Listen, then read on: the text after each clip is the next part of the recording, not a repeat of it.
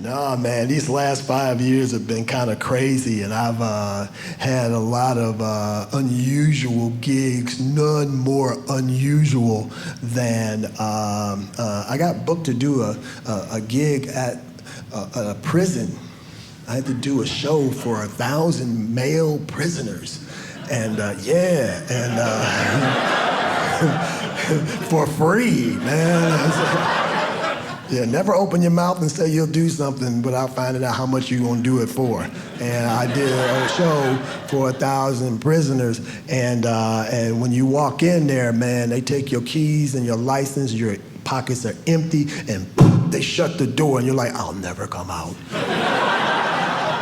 So I get there, and they take me to the back area where I'm gonna do the show, and they had a prisoner MC. And the dude was like, what you want me to say for your introduction? I was like, tell him my jokes kill in Nebraska.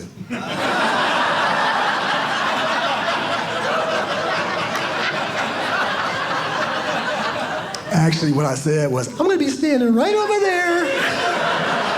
And when it's time for me to go on, just point to the microphone. And then the prisoners started coming in, and those dudes looked just as spooky and scary as they do when they're depicted in the movies. They were coming in, they were grumbling, the dude better be funny. And I was like, or what?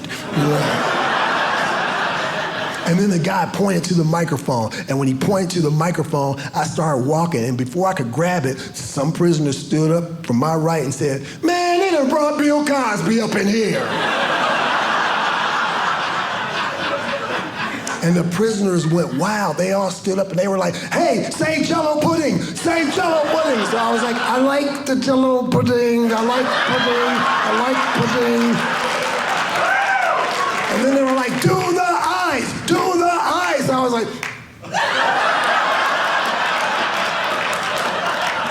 and then one dude got up over there and said, say you're guilty. I was like, hold on now.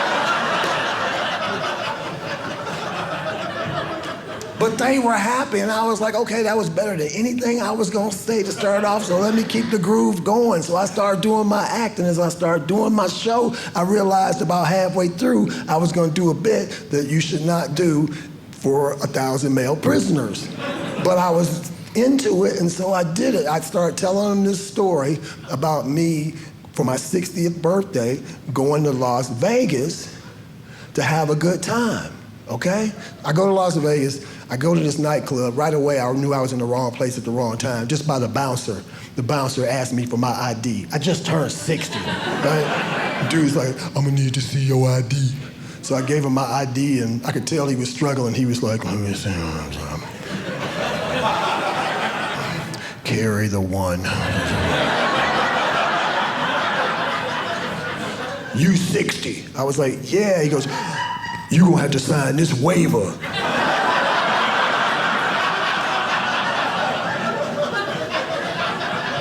So I signed the waiver, he let me in. As soon as I got in, I was like, I am in the wrong place at the wrong time. Everybody in this club is half my age, I could see it. They all got on the clothes that they all look like that dude on Jersey Shore that called himself The Situation, right? I don't know if y'all remember that show, but they had a guy on the show that called himself The Situation. I didn't like the show, but I love that nickname, The Situation. I wish when I was 12 years old, I would have come home and said, Mom and Dad, check this out. From now on, you two will address me as The Situation. 10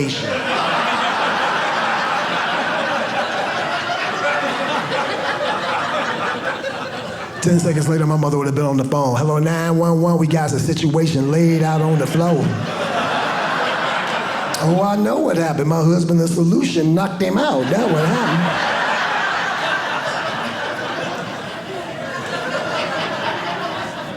But I was in there to find somebody to dance with, and it's a little different now in the 21st century. When I was coming up, men asked women to dance. Be like, hey, would you like to dance? They say, yes. You say, no, I just keep looking.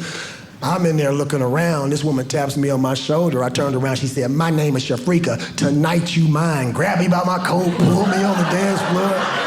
She's dragging me out there. I'm all scared, and I realized in the moment that I don't know how to dance. not 21st century dancing. I know one step, tried and true, because I'm a Motown guy. I work it all the time. I just get into my groove. I don't know what Lizzo talking about, but I got sunshine on a cloudy day, so there you go. So I break into my move, and I'm thinking she's gonna follow along. That's what used to happen. The guy would lead, the lady would follow, but no. This woman who said her name was Shafrika, she didn't play around, man. She turned her back on me, which let me know gluteus turbulence was about to commence.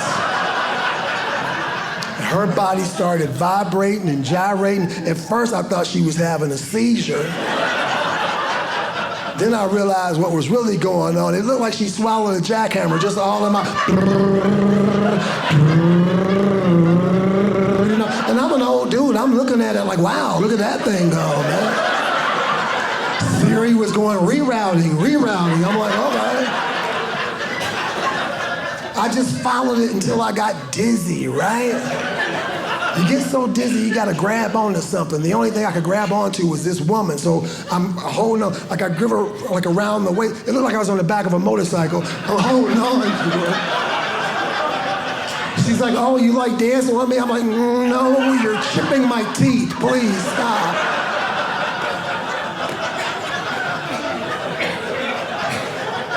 So I just held on for 45 more minutes, man. Tore my ACL that night. I got home, my friends were like, how much did you lose in Vegas? I was like, 9 pounds dancing with Shafrika. So the point in telling y'all that story was, do not twerk in front of 1,000 male prisoners.